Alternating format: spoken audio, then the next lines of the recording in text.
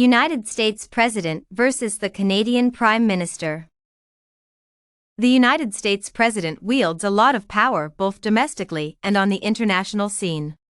These powers are granted by several statutes, amendments, the Constitution, powers granted through congressional acts, and numerous influence and soft power by virtue of his position as the leader. On the other hand, Canada does not have a president and is instead led by a prime minister. Although the two countries are almost equal in size, their leaders exhibit vast differences in the amount of power they hold domestically. General knowledge alone affirms that the United States President is the most powerful person among the world's democratically ruled nations, as he is the commander-in-chief of the world's most modern and most powerful military by any standards, and heads the world's largest economy. But does he exert the same level of power domestically? The Canadian Prime Minister, however, is not easily recognizable due to the little role Canada plays in international affairs. Even though any legislation or legal document does not explain the role of the Prime Minister, it is easily the most influential position in Canada's political system. The President of the United States makes several appointments by virtue of his position. Prior to being sworn in, the elected President is mandated to make more than 6,000 appointments, ranging from top officials at national agencies to senior employees at the White House to top-level ambassadors. In a number of these appointments, he consults with the United States Senate. The President is also accorded the power to nominate judges at all levels of the judiciary system. However, the nominees must first be confirmed by the Senate, and this can be an obstacle if the President wants to work with officials he thinks will share his ideologies. For instance, in January 2012, Senator Robert Menendez of New Jersey objected to President Obama's nomination of Judge Patty Schwartz to the United States Court of Appeals for the Third Circuit. However, an agreement was later reached, and the nomination sailed through. As the executive leader, the President must appoint top officials from major federal agencies, such as the CIA, NASA, and the Federal Reserve Board. Previously, the President was mandated to appoint all members of the United States Civil Service. However, the officers are now appointed on merit. The Canadian Prime Minister, similar to his American counterpart equivalent, also holds several appointment powers. Besides holding the highest role in the Canadian government, the Prime Minister has the power to appoint or remove officials from the cabinet and other positions. He holds power to appoint, without review, persons to fill important positions in the country's parliament, judiciary, diplomatic corps, and a large number of crown corporations. As an example, Jean Chrétien, the immediate former holder of this position, made more than 50% of all appointments in the Senate, a majority of judges at all levels of the judiciary, and the chief justices in various courts around the country.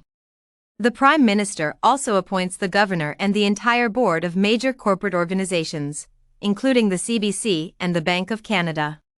In addition, he appoints top diplomatic heads and the head of the Constitution, the Governor-General, and even sets a date for the next election, unlike the United States President's appointments that sometimes require consultation or approval of the Senate.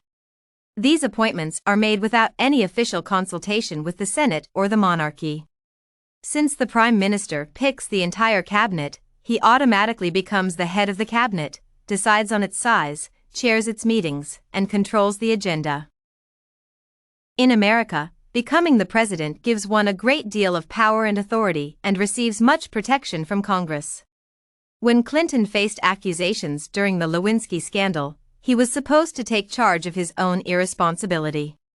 However, the Senate failed to effect an impeachment, which had so widely been discussed. This move was undertaken to protect the presidency from being tarnished.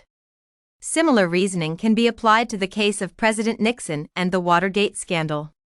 However, in Canada, the Parliament checks on the Prime Minister's conduct and may withdraw its confidence in the Prime Minister. Cabinet or regional revolts can quickly bring down a Prime Minister, and even mere threats of such action can influence the postholder to step down, as happened with Jean Chrétien. In fact, the monarch is superior to the position of the Prime Minister, who holds full executive power. The United States President's hands are tied on matters pertaining to the passage of laws. The Constitution dictates that the President can only formulate domestic laws, but Congress decides whether to accept or reject the proposals. The President can use his pocket veto to increase his power, but its overuse might degrade not only his position but also that of the entire American political system. However, the President still has power over Congress in that he must put his signature on all legislation before it becomes law. The same applies to the budget. The President only prepares the budget, but its passage rests entirely on Congress. Since the President is the Commander-in-Chief of the Armed Forces of the United States, he makes a lot of decisions, especially during a war or national emergency. During such times, Congress may give him additional power to manage the economy and undertake any move aimed at protecting the United States and its interests. However, the Constitution does not grant these powers, as the President must seek Congress's approval on major warfare decisions. Similarly, the Canadian Prime Minister is bound by the Senate and the monarch, who functions as the state head. Consequently, the Senate may block legislation forwarded by the Cabinet. The monarchy appoints the Prime Minister, who is free to hold this position until death or until Parliament is dissolved. Since the Prime Minister is appointed by the monarch, every decision made by the Prime Minister is subject to scrutiny by the Crown. The Prime Minister's power is also curtailed by Congress in times of war.